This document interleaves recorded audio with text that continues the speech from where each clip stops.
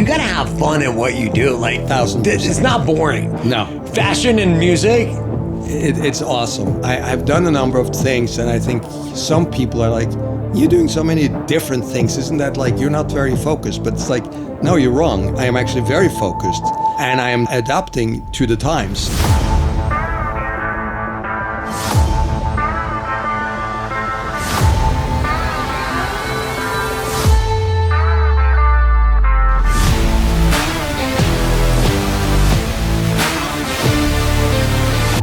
Hello and welcome to Evolve Your Brand podcast. I am your host, Liam Merkis, and as always, just want to give a huge shout out to Icon Industries, Shane, Steven, and the whole crew at the studio. We appreciate you, and we couldn't do it without you. It is my pleasure and honor to have a very, very special guest, Bernt Ullmann, the CEO of Celebrity Lifestyle Brands and the man behind brands. So, Bernt, thank you so much for joining us on the show.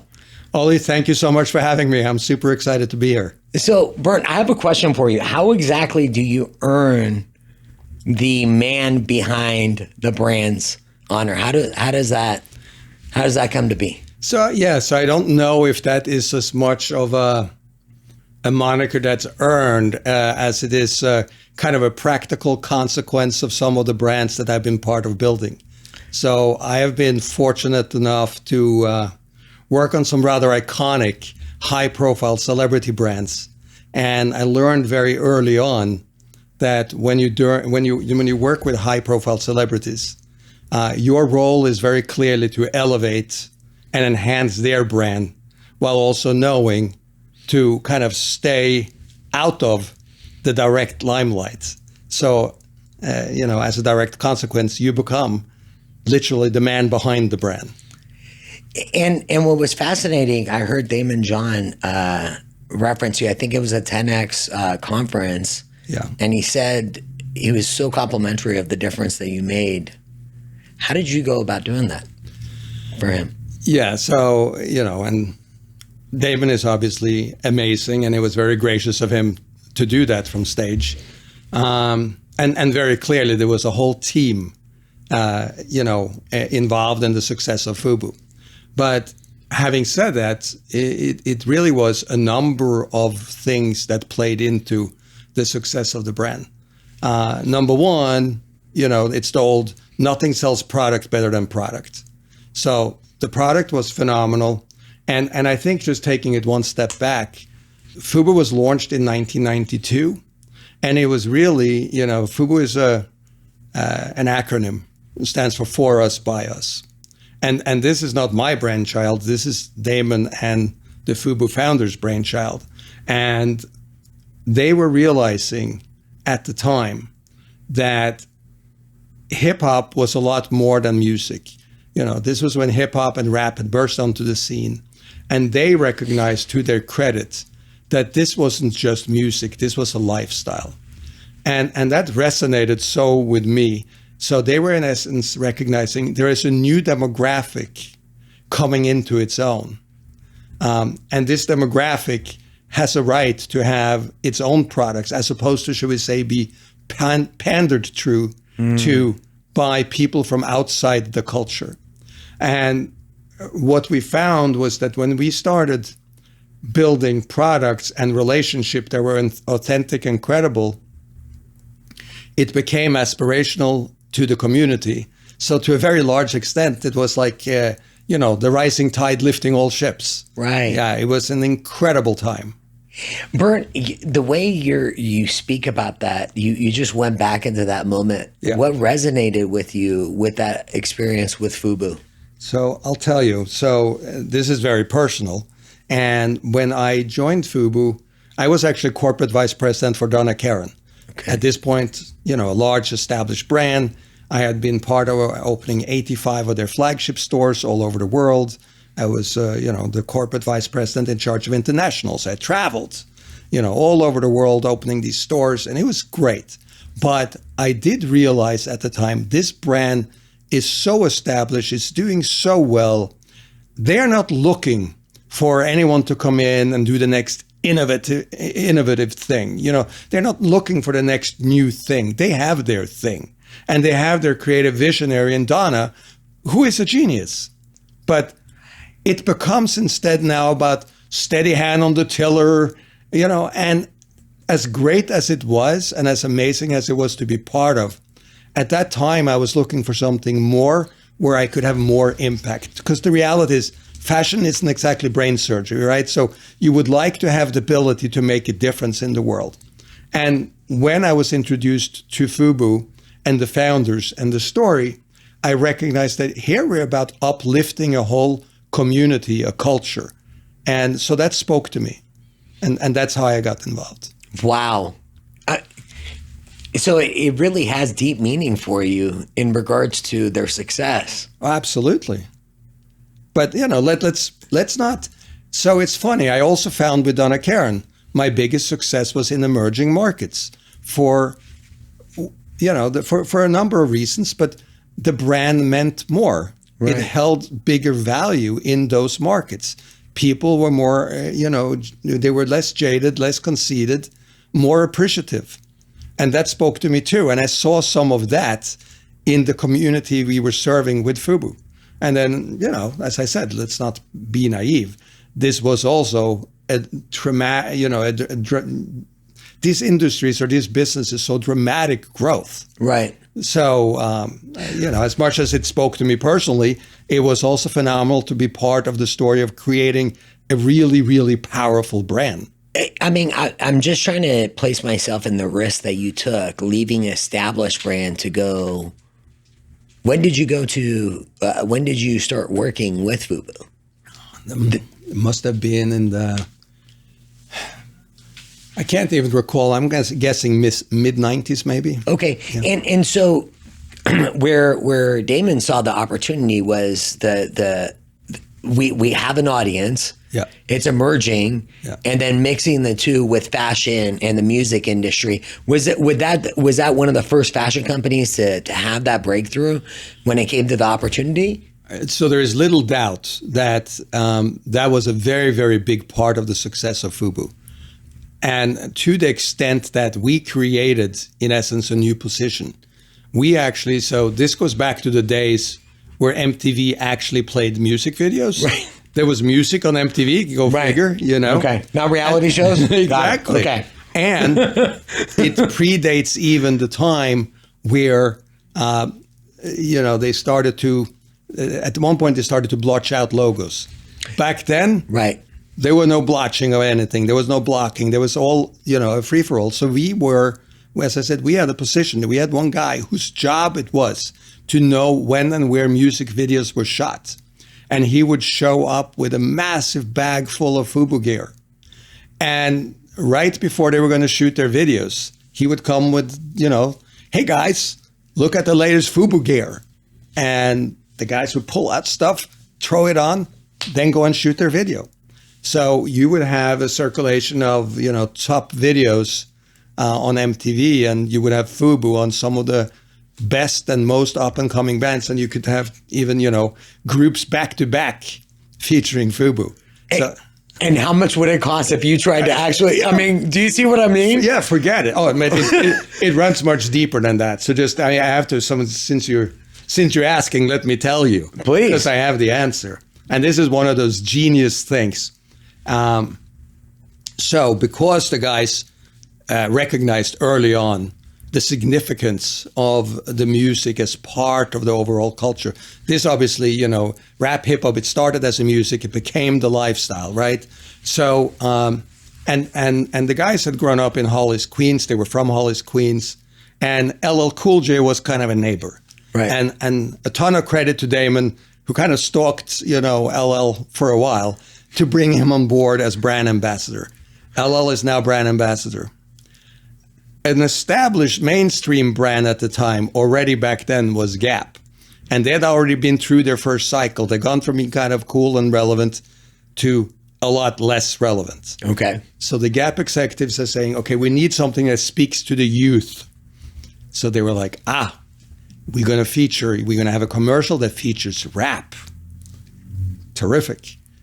They contract LL Cool J, and they ask him if he will star in their $30 million national advertising campaign for the Gap.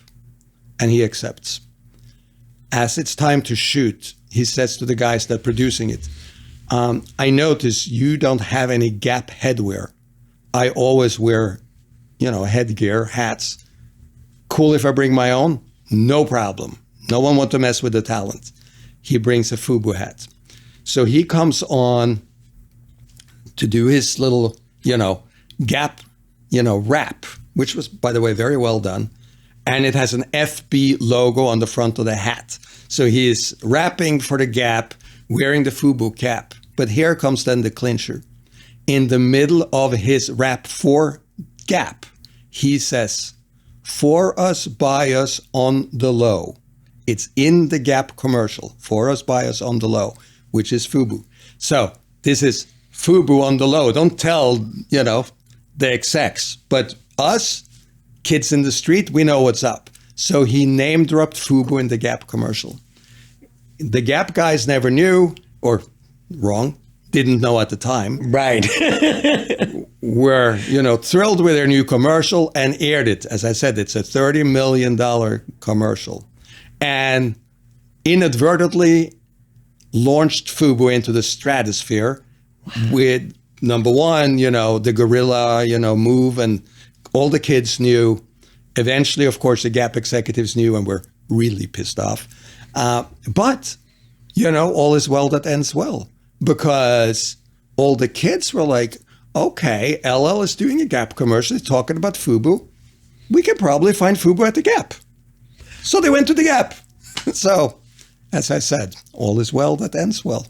And the Gap started carrying, obviously, FUBU. That they did not, because they were only carrying. I was going to say but, that. But it was pretty cool. So that's guerrilla marketing at its finest, right? The smile as you tell that story, and I read a book, it's called The Third Door, and it talks about like Bill Gates and how he opened up doors. Yeah. I mean, what an incredible story on how FUBU got started. And you know what resonates with me is that you could start from the ground. No doubt. You have opportunity. You just have to find. 100%. So Damon, again, go back to him quite a bit, but as a shark on Shark Tank, and he's been immensely successful, and before FUBU, there's no secrets about this. He worked at Red Lobster. Right. That's how he kind of he did that during the day and started his company at night, type of thing. So anyone can do that, clearly, right? And in his book, The Power of Broke, he specifically speaks to, quite frankly, some of the advantages of not necessarily being funded and being a startup. Because, as he said, we didn't know. If we had $1 million, we most likely would have made $1 million mistake. Right. But we didn't have $1 million, so we didn't make those mistakes. And instead, they relied upon these really cool guerrilla marketing tactics. Yes. So another one, for instance, we said they're from Hollis, Queens, and just very quickly, and there's so many cool stories. So at night in Queens, all of the storefronts have these metal gates that they pull down to secure their stores. Right. And over the years, they get grimy and dirty, but they're up during the day. The FUBU guys, to their credit, said, you know what, they look really shitty. They went door to door and offered every store owner, we will clean and paint your metal gate in return for us being able to put our FUBU logo on the gates. The store owners were, they're up during the day. No one can see it. At night, I'm closed. What's the difference? They all accepted it. And so the guys went out there themselves, cleaned, painted, and put the FUBU logo on. And at night in Queens, you could see FUBU on storefronts up and down the streets in the whole neighborhood. So impactful, so affordable. I mean, and so that's the power, you can really start Bernt, from who thinks of that? Yeah, right? So outside the box, leveraging relationships with other business owners. Yeah. It solves a need for them. My gate looks much better. FUBU gets brand equity, outrageous. And now all of a sudden you have brand advocates. 100%. So it's a genius, right?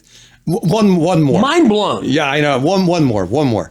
just because these stories are so Please, cool. I love it. Yeah. This is what this is all about, is the stories. Because it's so, and it's so much fun. By the way, no one knows this either, or very few people know this. So the guys have done a great job. 4 founders started out, had orders. At one point, when you're growing, you kind of outgrow where you're at. They converted Damon's mom's house into, a little bit of a mini factory.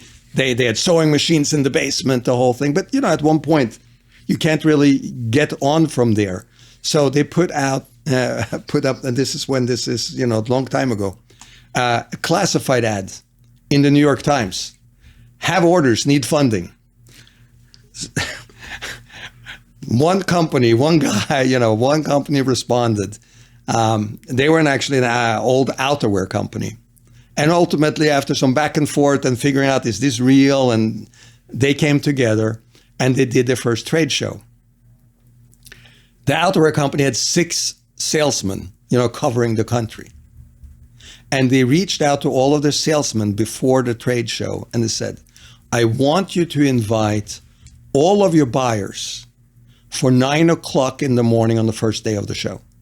And every, one of the salesmen were like, we can't really do that. I can't serve it. I have 100 guys. I can't have my, and it was like, just do it. Right. Just do it. So every single salesman invited every single buyer for 9 o'clock on the first day of the show.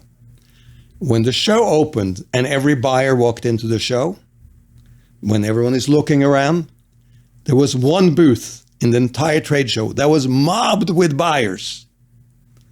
That was the FUBU booth. Okay. And everyone else, every other buyer that walked in were like, what is going on over there at FUBU? Like, why are there so many buyers?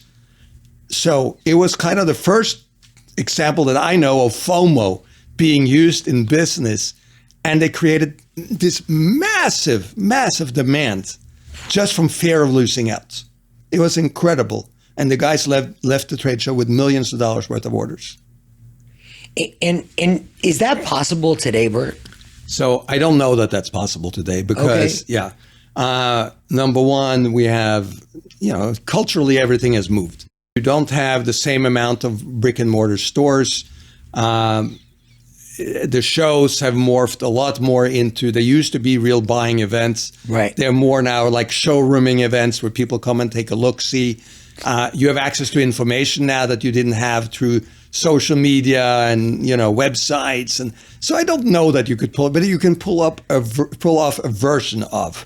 Yes. The stories aren't meant to be replicated. They are meant to kind of just inspire what you can do that doesn't, it costs nothing to make those phone calls and invite the buyers, I love what you just said. You're like, because it's a time and place. Technology has changed so much. You're right. I think, do you think a lot has changed with branding and marketing? I'm not saying they're separate. What about since COVID? Like, how do you think things have shifted? Do you see a shift?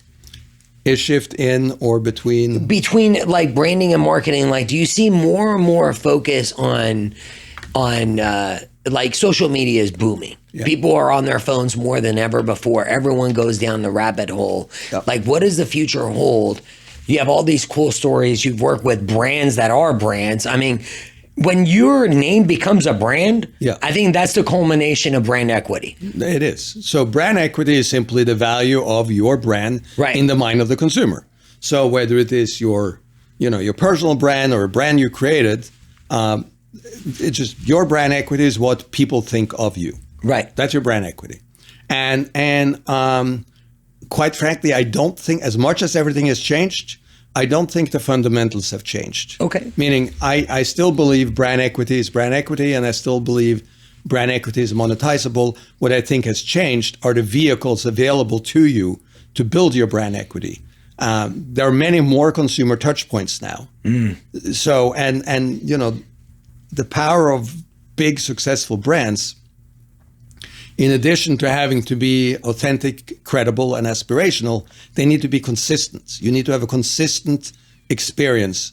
That's kind of what sets successful brands apart. that consistency, and that consistency need to permeate every consumer touch point.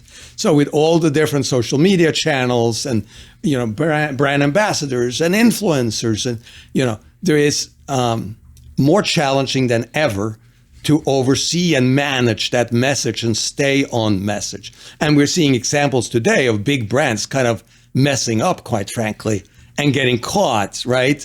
And social media being used against them. And, without delving into anything political, you can just see brands that are kind of, they, for whatever reason, run a little bit afoul of their core messaging, and then they've put something out there, and it ends up, backfiring, and, and it's not good for business. So going back to the fundamentals, I don't think they change. And the fundamentals are that you use all these vehicles effectively to drive value and perception in the mind of the consumer. That is brand equity, and that is monetizable. And quite frankly, that's why I like brand equity so much, because it does two things for you. Having strong brand equity, number one, allows you to do better transactions. So when you have strong brand equity, it's push versus pull. Strong brand equity, people look you up. They've heard about your brand. So instead of you spending a ton of money marketing and saying, hey, look at us, we are great, or I am great, people say, hey, I hear you are great. I want to come and check you out. So number one. And number two, of course, you have the ability to charge more for your services, because a strong brand typically enjoys trust, trust with their audience.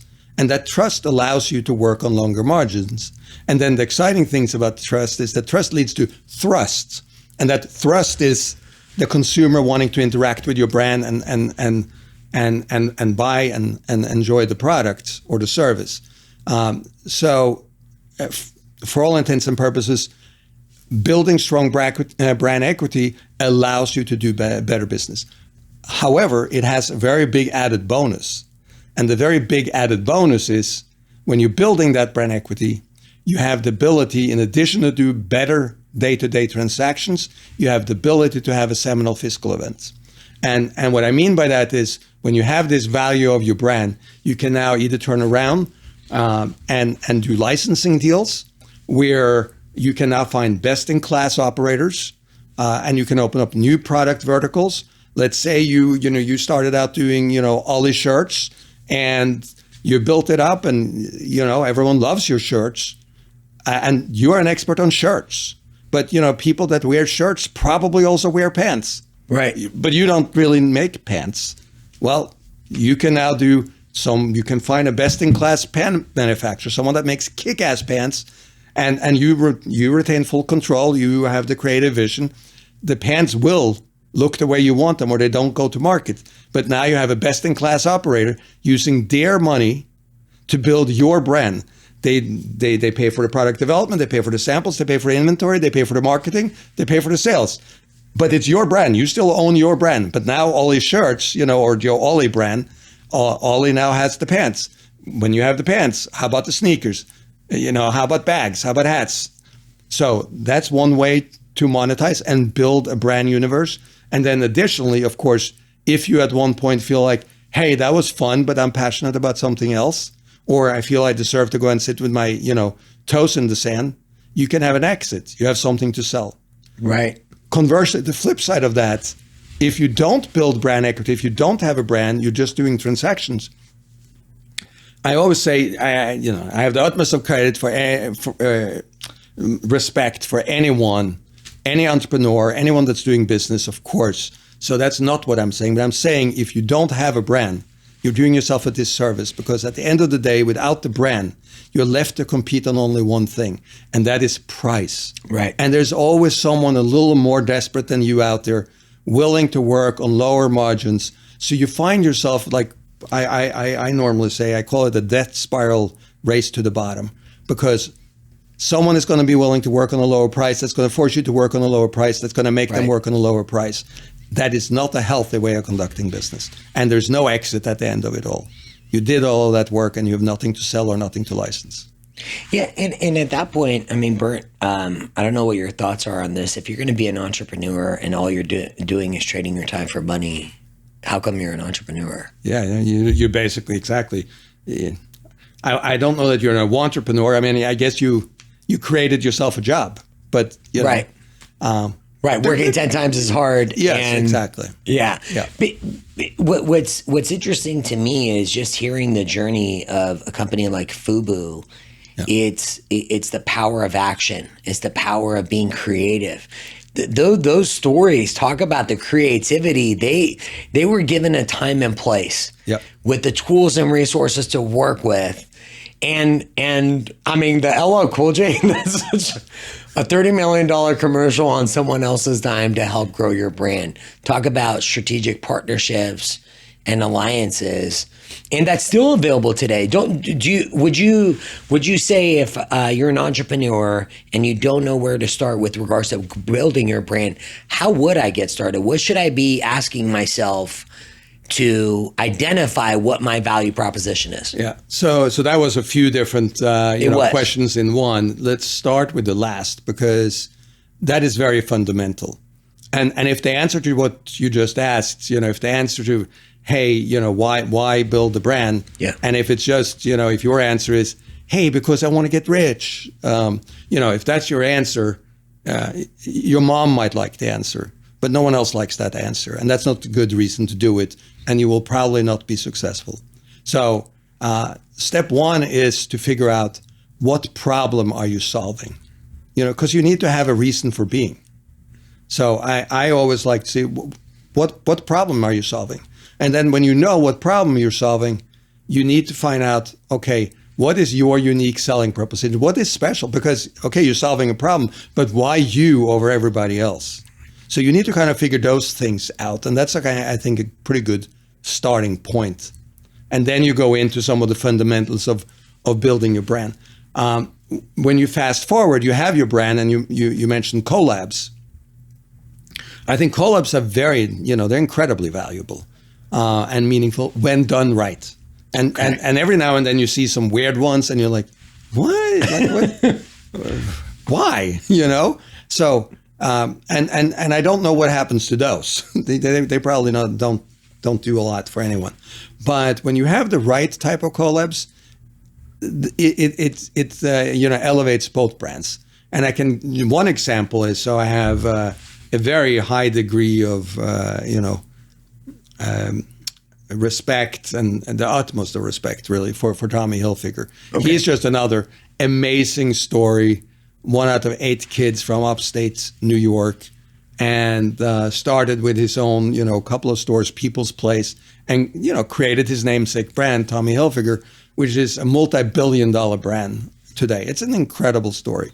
And not going and getting buried in stuff, but we talked earlier about kind of the connectivity between fashion and music, and Tommy has been one of those that were really early adopter, and always understood and appreciated the power of the music industry and its influence in fashion, and featured, music talent, artists, rock stars, rock bands, as part of either inspiration for the collections or they wore the product.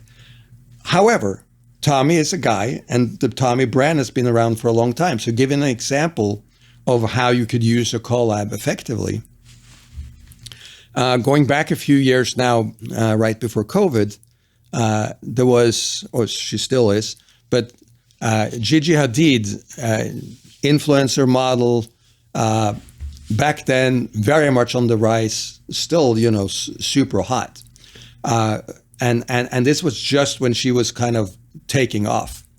And Tommy, in his wisdom, recognized, her position in pop culture, and they created the Tommy and Gigi collection.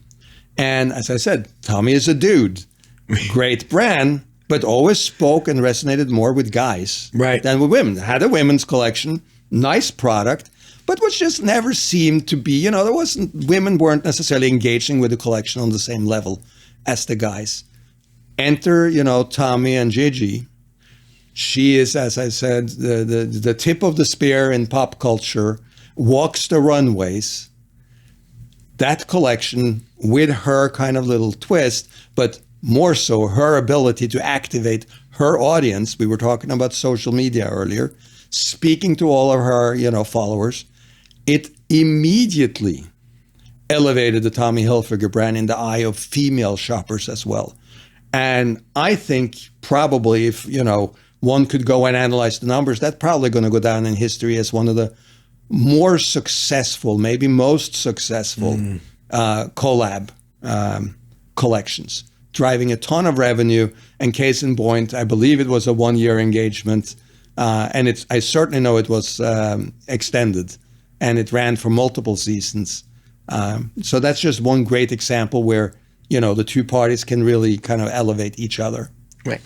Have you noticed that progress? Is there a difference between how that happened in the 80s, 90s, and what's happening with social media today? Because there's a lot of influencers that are, it's like niche your message down. I hear that a lot from brand ambassadors, niche your message down to your target audience. Do you think the collaboration has changed over time with how big corporations are doing it with influencers? Because there was a lot of resistance. Gary Vee talked about this. Yeah. He said that major corporations aren't really adopting, leveraging influencers. Do you think in the past few years that's evolved? So I think there are kind of a few different points of views on this. So it is constantly evolving. And I think what is clear now is that just having a massive following on social media does not translate automatically to sales. Right. It's not the same. Okay. So one of the big, drivers is, number one, whatever influencer or celebrity you are engaging with as a brand needs to on their own have an engagement with their audience. Because some people, we don't have to go into how they amass their following, but let's say, the word bots seem to, right. Be frequented, in those conversations. And so if it's not organic, and if they don't have the right engagement, don't do it in the first place. But then secondarily, it goes back to what the consumers are smart. So we were talking earlier about authenticity and credibility. So if the influencer or celebrity isn't perceived as being credible or authentic as an extension of the brand, the consumer is not going to engage. Right. So, you take, let's say, an athlete, and that athlete is known for, doing whatever he or she is doing on the field. They're not known, and you never heard or seen anything about them, say, in the food industry. And then someone, a food brand goes to hire them and say, hey, look, I have this really famous athlete and he eats it. People go, yeah, so, those collabs, I do not, more often than not, they don't work. You have to have the person that you are engaging with must be seen as being credible in the space. So it's totally believable that they care about the product. And it's, when the message comes out, the message is pure, it's real, and then I do believe it works. That makes a lot more sense because you do hear people talk about selling out, and and that's what happens is if you're just you're promoting a product for just specifically money versus being passionate about a product. Exactly. Which is what LL Cool J did. He was passionate about the product. Clearly, right? And it translated to the audience. 100%. And here's another example of the opposite. Again, when it's not credible, and it's not a collab, this is just back in the day. And by the way, I love Eminem as an artist. I think he's absolutely phenomenal. Right. A genius. And as we know, he has an alter ego named Slim Shady. Back at the height of the whole, rap hip hop game, everybody and their grandmother had their own collection, and Eminem had one too, Slim Shady. And it was never successful. And it has not, and it was, no one was bigger at the time, right? But again, I have zero doubt that to the consumer, even back then, with more limited access to information, the one thing that was clear, you took one look at Eminem and you knew he didn't really care all that much about, how he dressed, right? So to come with a whole fashion line, and it wasn't credible. Everyone's like, no, that's not what he stands for. And hence, while there was some, look-sees because of the name, it was never successful. Right. So it doesn't matter just because you build your brand equity. Not every product that you launch is going to feed off your brand equity and win. Exactly. Credibility. That's shocking. I didn't even know Eminem had a brand shocking. I'm like, oh, okay, that makes perfect sense. What do you appreciate about, like, what are powerful brand equity people that stand out to you? I mean, you mentioned Damon John, Tommy Hilfiger. Who are other people that you appreciate the brand message, the brand equity, and they're really passionate and stick to their message? Yeah, I can give another example. Please. And, some of these are dated, but the messages are the same. So if you look at Fat Farm, founded by Russell Simmons. Yes. And the brand was classic with a twist. That was the mantra. That was the brand. Russell wanted classic with a twist. So his brand assets, he had a number of brand assets. One of them was an upside down flag, okay, because that was part of the message. He wanted the brand to represent everybody, and it was a classic brand, but with that twist. So back at that same time, football jerseys and hockey jerseys were huge, and certainly were driving a lot of the business for a brand, say, like FUBU. So subsequently, a very large retail buyer at the time came to Russell and said, hey, we would like to buy 50,000 Fat Farm hockey jerseys from you. These were not cheap products. That's a very large order. It's a multi-million-dollar order. Right. And history has proven, much to Russell's credit, he said, as much as, multi-million-dollar orders are normally appreciated, I'm not going to take the order because it's not on brand for Fat Farm. Our brand is not about hockey jerseys. It is not classic with a twist. That's a different audience. It's a different consumer. It's not consistent with our brand message. So going back to what you said, the consistency piece is huge. He passed on the order and ultimately built brand equity and sold really not the company. He sold really the IP, his intellectual property, for $120 million. That's pretty powerful.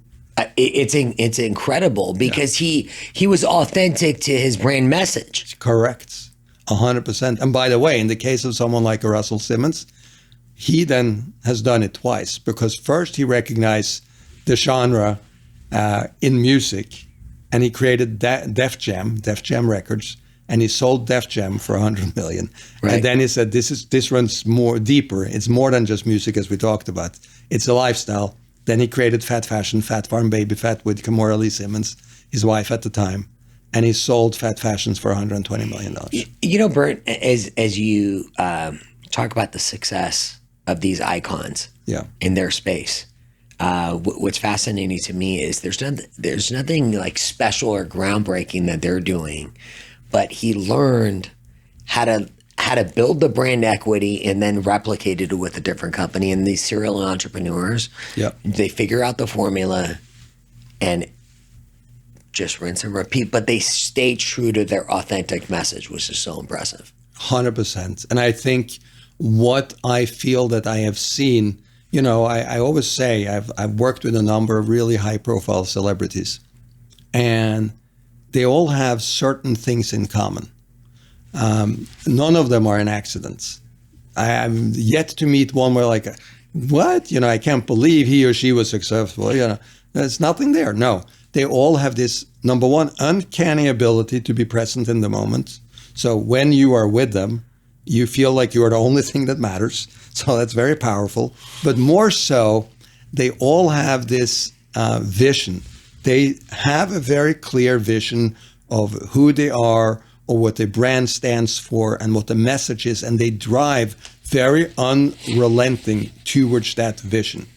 And I don't care if it's Tommy or Jennifer Lopez or Adam Levine or Nicki Minaj or Damon, Russell, Kimora Lee Simmons, Bethany Frankel, Catherine Zeta-Jones. All of these people I've had the pleasure of working with, and they all have that in common.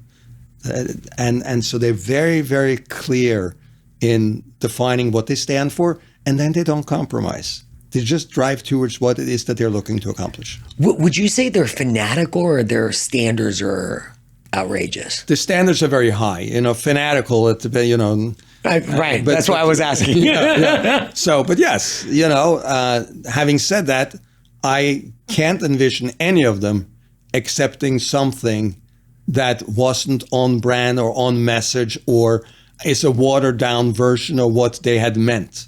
No, they are, where a lot of people are, close enough, or, you tried, it's good. No, that's not what have made these people successful. They're like, no, we're not there yet. One more time, let's get it right. Each and every one of them. How did that resonate with your brand equity? So that's an interesting question. I think for all intents and purposes, I never really, focused too much on building my own brand equity, but I think my personal brand is a function of the successes that I've been fortunate to be part of with other people's brands. So hence you started early in this conversation is that man behind the brand. Right. I think that's where that comes from, because I have been in this close proximity and being in the position to kind of contribute and help elevate, successful people's brands. And I think that is a big part of my brand equity. Yeah, and the recognition they give you. Yes, I mean, that's true. That's got to feel incredible. It's certainly very helpful, but that's not even why I'm doing it. So, what is the reason? Like, what is it that you were sharing a story when we were off camera about? I said, "Are you passionate about the entertainment and fashion industry?" You said, "I fell into it." Would you mind talking about that for a second? No, how did you? Yeah, no. I mean, to a large extent, I did, because it wasn't. It's not because. So let me start first. Because there was one thing that was missing when we spoke about this earlier. So first, let me say I'm highly competitive. So no, I'm highly competitive, trapped in a rather uncompetitive body, not such an athletic body. So a highly competitive individual in an unathletic body. I found business as my outlet for competing. So I love competing. That's number one. So I love it. So I love deals. I love to go and build stuff. And I love to kind of succeed and see the things that I work on being successful. Having said that, going back to, you asked about the music industry and how and why involved. And as I said, I was in the fashion industry before I was involved with these music brands. But what I got to realize, it is this tremendous cycle, if you like, because fashion is a reflection of what's happening in society around us. One of the biggest influences on pop culture have always been music acts. So, rock stars, pop stars, music icons are influencing fashion. So much so, as I mentioned to you, Tommy Hilfiger created, a gorgeous, coffee table book just featuring rock stars and the incredible influence they've had on fashion. So rock stars influence fashion. Fashion emulates their style on stage. Fashion becomes more interesting and exciting, and it becomes this great cycle. You now go out and you tap some of that talent when you're having your fashion shows and the runway shows. You have some of that talent, the rock stars, the pop stars. They're sitting, front row at the shows, bringing more visibility. And lo and behold, as this cycle goes, we're saying, well, we're creating these fashion brands, but here you have these strong personal brands. Well, some of these personal brands can be more than just a music act. Right. No different than what we were talking about in the beginning with a FUBU or a Fat Farm. It wasn't just about the music. It was a lifestyle. And these, stars, they embody a lifestyle too, and then they become brands. And I recognize that fairly early on, and that's how I've been, fortunate enough to be part of kind of formulating and building and elevating some of those brands, which I love to do. And not to and I love how many times you say competitive. I'm really, really competitive. I'm so competitive. It's a fun space. Like I'm just trying to place myself in your shoes. I'm like, that's a fun. Like you got to have fun at what you do. Like 1,000%. It's not boring. No, fashion and music.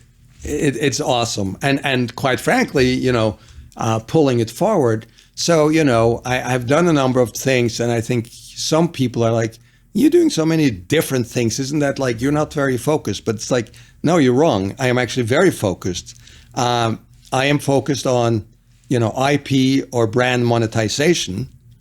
And I am adapting to the times. Yes, you are. With what's happening around us. So, for instance, the Jennifer Lopez collection, it is billed as, the largest celebrity brand, or deal, certainly the largest celebrity deal ever done. And that deal was valued at $3.5 billion at the time. And again, it's not necessarily that I was such a genius. I was just one piece, a cog in this wheel that we all built this together. But what we all recognized was at the time, and we did that deal, I'm going to say, it was a deal that was done with Kohl's department stores back in the heydays of Kohl's. And we recognized that, hey, Kohl's, you have a lot of Latin shoppers on your floor, but there is no authentic brand speaking to this audience. Get out. Absolutely. There's no organic business. So yeah, you have a bunch of brands. With that target audience? But there wasn't at the time one single brand geared towards or built to or created for that audience. So we were basically just saying to the executives at the time, aren't you petrified? Aren't you petrified that one day they're going to all wake up and say, you know what? You're just pandering to us. You don't even have any products that are specifically, there for us. You don't recognize us in your store. And that resonated. So that was just, again, no different than the, fat farms and the FUBUs, the emergence of a demographic and recognizing that and being part of formulating brands that spoke to that demographic. So Jennifer Lopez and Mark Anthony, husband at the time, those became the brands in Kohl's. And because of the viability of the message, that became all stores and, again, multiple, products across all floors. I have a funny story to share with you. Please. I actually have a Mark Anthony shirt from Kohl's. It's one of my favorite dress shirts. It's so cool. There you I go. love this shirt. I had no idea. And then you hear the story behind that. That's mind-blowing to me that in a major department store that there was no brand whatsoever speaking to the audience of the major. Everything in life is It's timing. crazy. No, it's all timing. Everything in life is timing. It's all timing. All timing. So, yeah, they hadn't recognized it at the time. Obviously, once we started the conversation, it was, glaringly obvious to everybody. Hence, we got the deal done. Large deal, worked very well, and it was very successful. And quite frankly, and by the way, Mark Anthony is another one, really the greatest guy ever. He's funny, the funniest, great sense of humor, great sense of style. It was a true pleasure. And the product reflects it. Bernt, can I ask you one question I just thought about right now? Yeah. Who's the one person, what's the best advice that you've gotten from someone that you've worked with that you hold on to every day, that you think about it? Have you ever received that piece of advice from someone that you've worked with that impacted you? So I don't think it's advice as much as it is one of the people that I think have inspired me the most is probably Tommy Hilfiger. Okay. And one of the things that I thought was so impressive with Tommy is that Tommy can sit in a meeting and someone can be, discussing a problem and take 10 minutes talking about how complex it is. And then Tommy will in 30 seconds say, so what you're saying is, and then boom, boom, boom. And he takes this really, really complex thing and he distills it into a very simple and clearly understood message. That is such a gift. And very few people can do that. So after having witnessed him doing it, I always try to kind of simplify the message so it's clear and it's understood. And similarly, whenever we make presentations or pitches, people have a tendency, they have so much to say, so they put words and words on all the PowerPoints and their slides, and there's so much to read.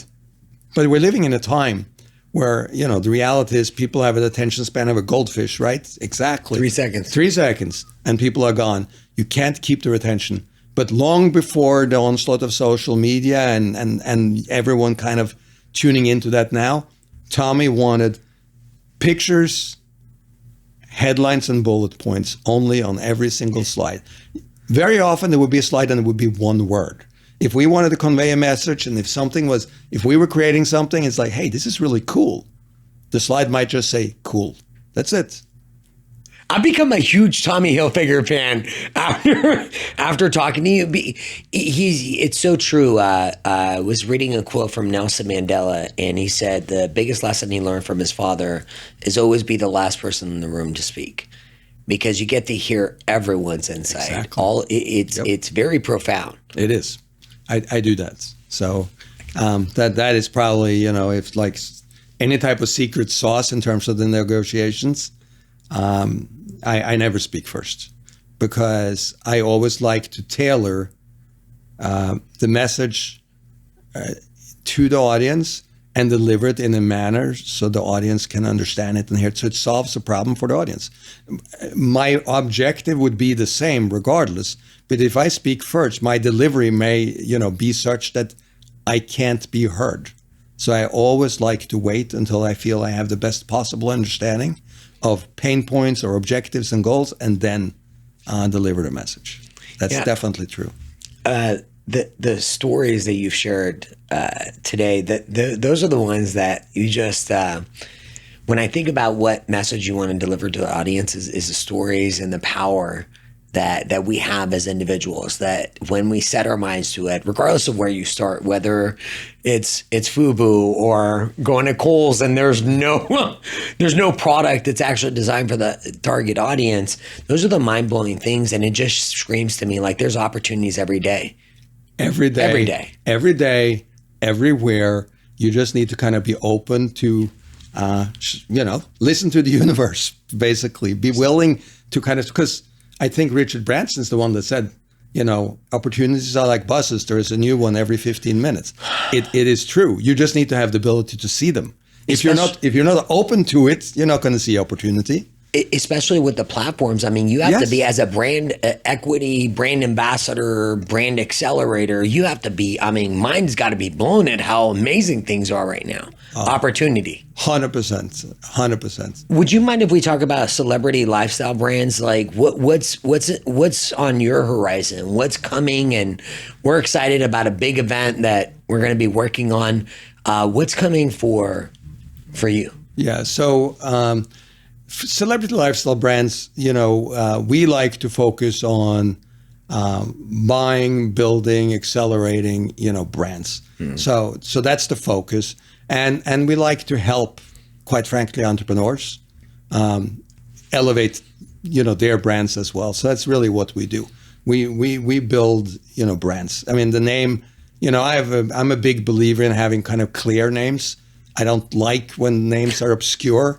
And there's so many examples where people haven't thought it through. So say celebrity lifestyle brands, it says exactly what it does.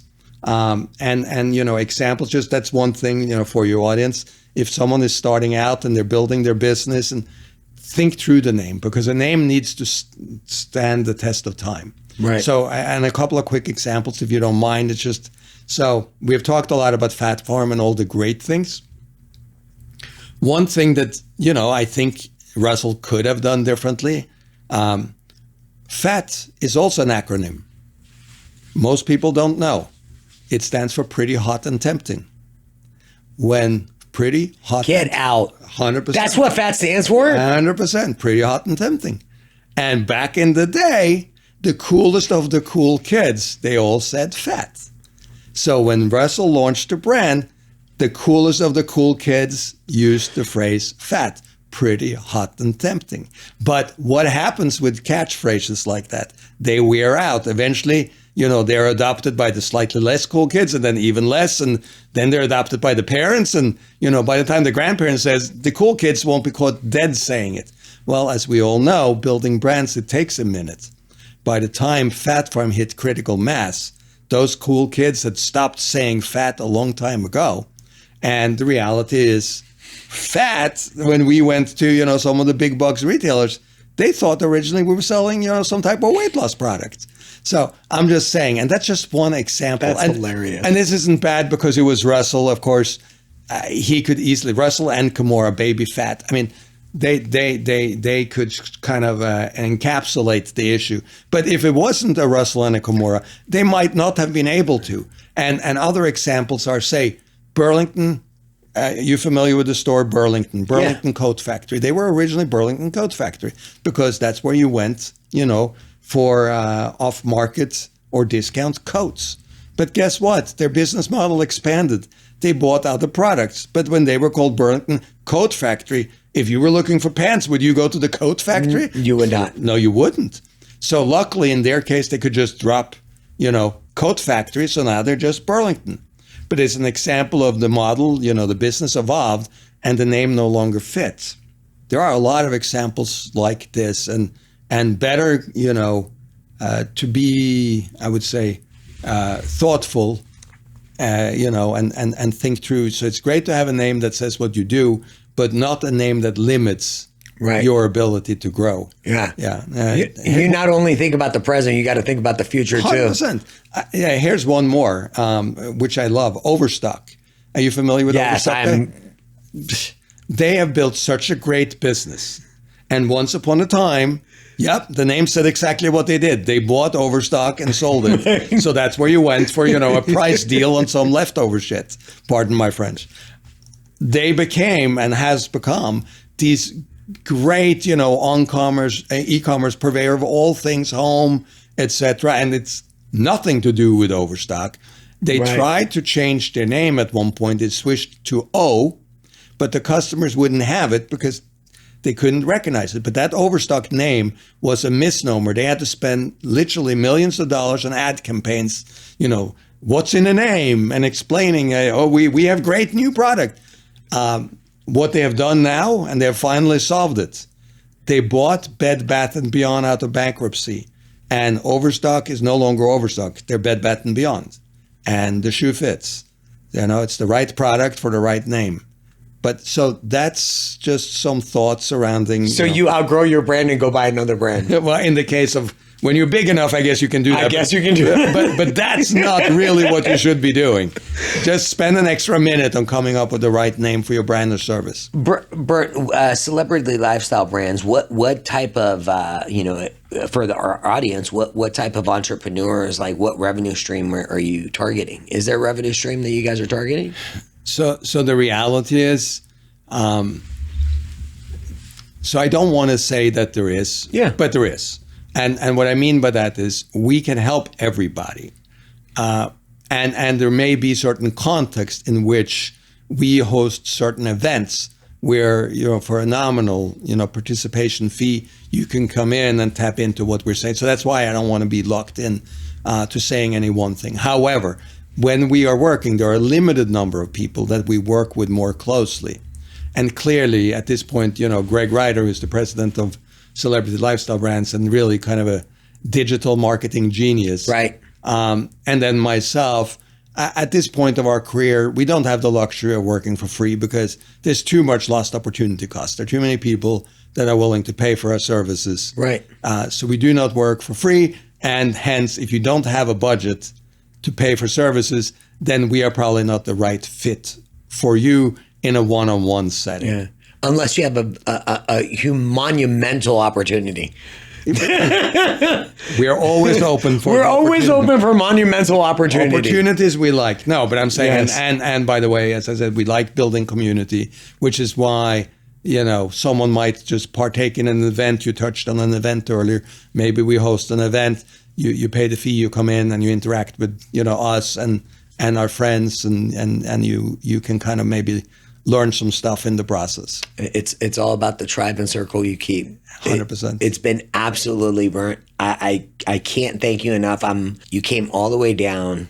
There were so many. I love the stories. Like, I'm going to have to go back and watch this episode for all the great stories. We definitely love to have you back. Thank you. I would love to be here. This was fun. Thank you so very much. And where can our audience find you? Obviously, Celebrity Lifestyle Brands. You have the Bernt Ullmann, so we'll put all the handles. Thank you so very, very much. Yeah, thank you for having me. This has been a blast. Absolutely. All right. Thanks. Man.